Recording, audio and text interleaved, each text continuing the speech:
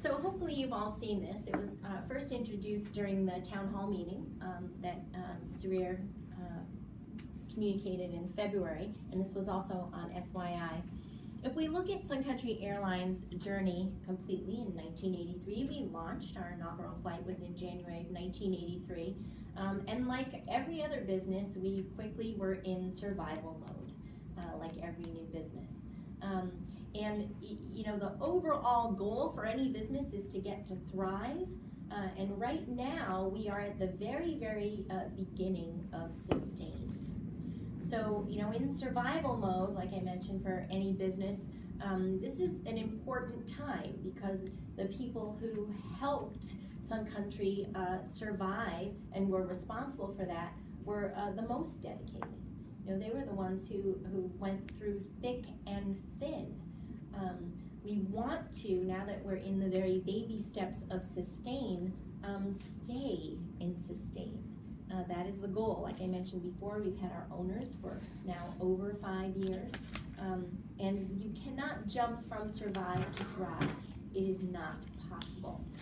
For those of you who are, you know, well aware of today's marketplace, in the last 5, 10 years, the entrepreneur has really risen as a key component in American business. And let's face it, there are some people who love to be in survival mode. And once a company is out of startup mode and turns into the sustained medium-sized mode, they're gone. They're like, nope, not exciting enough for me, doesn't really lead my skill sets. So we hear a lot about companies that are in survive. But we are now in sustain, hence a lot of the change, a lot of the things that we want to continue to focus on to stay in sustain in order to thrive. But for Herschel in particular, you know, he's been here for 10 years, so he has gone from the scrappiness of survive mode and getting the job done no matter what, feeling as though he was in survival mode at times himself. What's going to happen next? Is my job going to be there? Is the airline going to be there?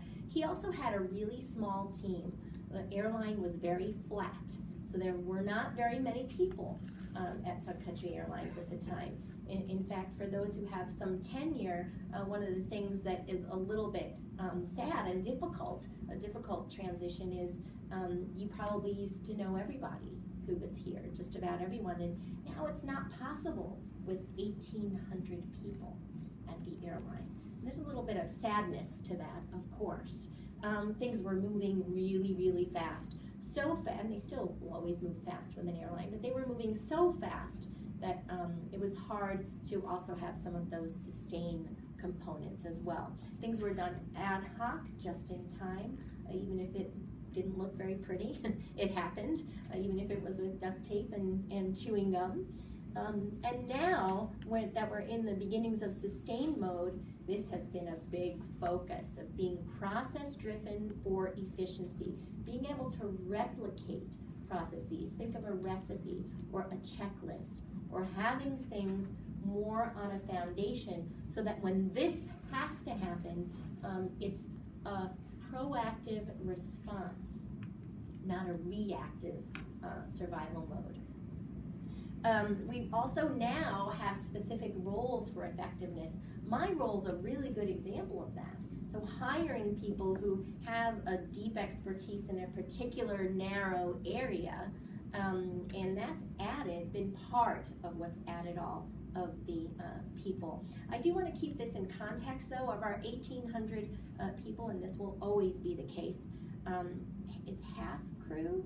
A little less than half our crew, but the pivotal roles are the roles I mentioned before: call center reservations agents, station agents, and crew, and they are by far the bulk of that 1,800, and that will always be the case. So specific roles for effectiveness have been hired so that we can remain in sustained mode, and this causes a problem. All those new people change dynamics on the team, and you know, sometimes that can be a huge positive, but a lot of the times it can be a negative too. right? New people mean new dynamics. We also are now being asked to slow down, to reduce mistakes, to create processes, and that can be tough for those who were in survival mode. It's like, what do you mean slow down? We don't know the definition of slow down, and that's part of what we've done so well.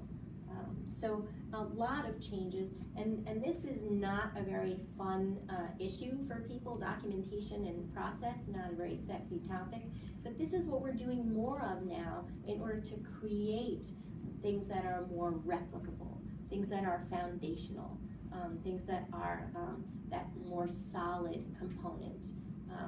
So there has been a lot of change, as with any organization, when they're moving from survive to sustain. Does this resonate with you? Any questions? Does it sound like some of what people have been through? Some people said, yeah, others have, yeah. So here we are at the very first part of our 4-part journey, which is insightful learning. And if you remember, this really is all about you. We're traveling, going from me, starting with me, and then we'll be in we. And as someone's manager, supervisor, or boss, one of the things that